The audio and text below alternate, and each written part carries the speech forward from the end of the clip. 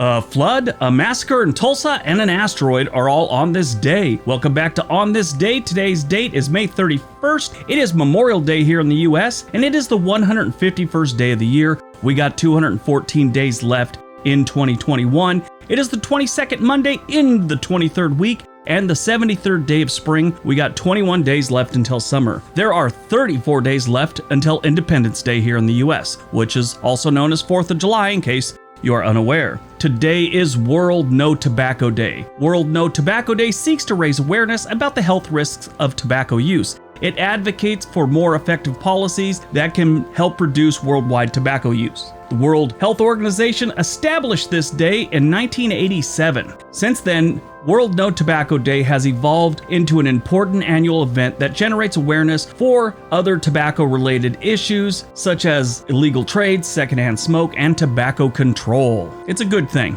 My mom was a lifetime smoker and she died at the age of 52. Lung cancer. All right, let's see what else May 31st is giving us. 1859, the clock tower at the House of Parliament, which holds Big Ben, starts keeping time. I read that and I was kind of shocked. I honestly thought this thing was, like 1600s or something like that. But 1859. 1889, the Johnstown Flood. Over 2,200 people die after a dam fails and sends a 60-foot high wall of water over the town of Johnstown, Pennsylvania. 1911, the RMS Titanic is launched in Belfast, Northern Ireland, and we all know what happens next.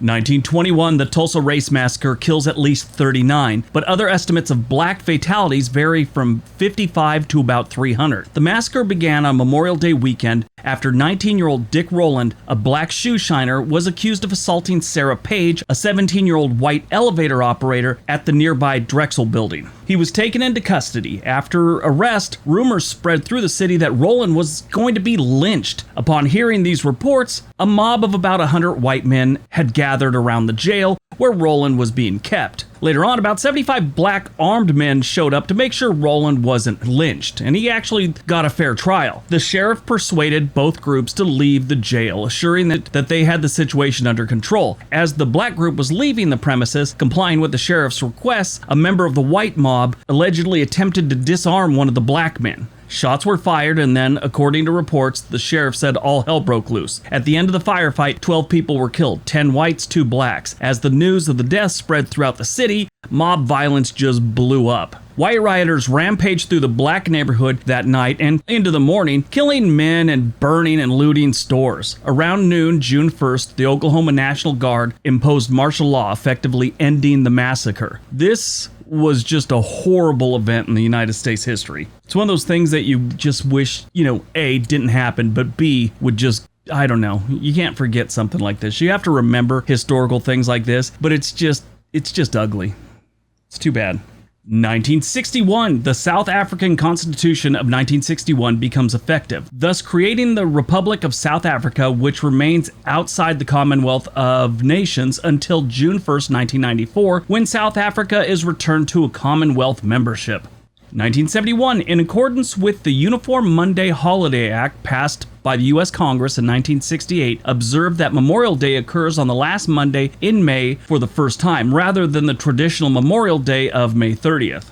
2005, Vanity Fair reveals that Mark Felt was Deep Throat. If you don't know who Deep Throat was, he was someone that was giving Woodward and Bernstein the information about the Watergate scandal and how it involved President Nixon and all his people. Turns out, Mark Felt, the one that was giving all the information, was an FBI agent and knew all about it. That's on my bucket list of places I want to stay, the Watergate Hotel in Washington, D.C.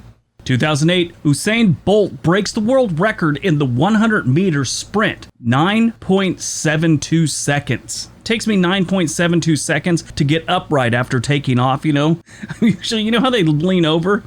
By the time I'm standing up, 10 seconds have passed. This guy did the whole 100 meters. That's amazing. 2013, the asteroid 1998 QE2 and its moon make their closest approach to Earth for the next 2 centuries. The next time it gets really close, by space terms, is in 2221 on May 27th, so roughly 200 years from now, and it'll be about 3,500,000 miles from Earth. Now, that's a great distance, but by space terms, it's not that far. It's pretty close.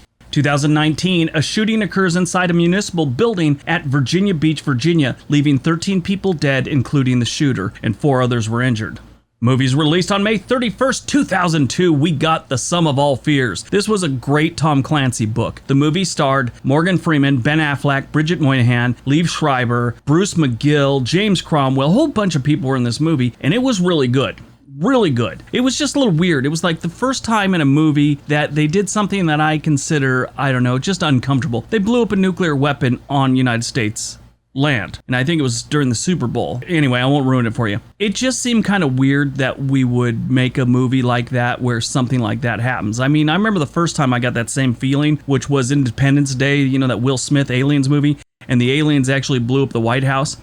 It just seems like it's like this line you don't cross for both these movies, and they did. That's just the vibe I got. It was weird. But all in all, it's a great movie if you ever get a chance. And trust me, that part that I just told you about, that's well known throughout the movie. I didn't give any spoilers out. The real story is much more in depth than just that explosion. Born on May 31st, 1965, Brooke Shields was born. American model, actress, and producer. This was my first official celebrity crush. Oh my God, I thought she was the greatest thing that ever walked the earth when I was like 12. Oh God. Brooke Shields. And for a 56-year-old woman, she is still very good looking. Died on May 31st, 2013, we lost Jean Stapleton, American actress. She was best known for playing Edith Bunker on All in the Family. For this, she earned 3 Emmy Awards, 2 Golden Globes for Best Actress in a Comedy Series. She died at the age of 90 due to natural causes in New York City. She actually grew up in New York City too. Stapleton began her career in 1941 at the age of 18 in Summer Stock Theater and made her New York debut in the off-Broadway play American Gothic. All right, that's today's video. Hope you guys enjoyed it. Hope you got some information out of it. Now go out, do something productive, and be nice to each other.